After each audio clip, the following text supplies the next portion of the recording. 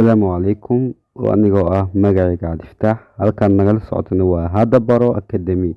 Please haddaad ku cusub tahay subscribe noo saar muuqaalka like garee oo share garee oo la wadaag asxaabtaada aad baa u mahadsan tahay. Waa qeybteedii sideedaad ee wada sheekeysiga. What is conversation? What is conversation? Waa maxay wada hadal ama wada sheekeysi? What is conversation? Waa maxay wada hadal? A conversation is talking between two persons. A conversation is a talking between two persons. Conversation wada hadalka ama wada hadalku is a talking between two persons. waa laba qof u dhaxeeya waa yani waxa waaye laba qof oo sheekeysanaya hadal u dhaxeeya waaye.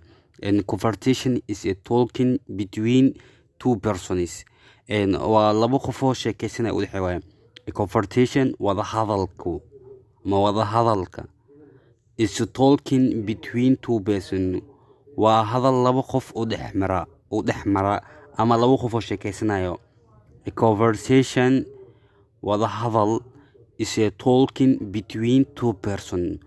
waa hadal laba qof u dhexeeya ama dhex mara. Are you busy? Are you busy? mashquul miyaad tahay? Are you busy? Are you busy?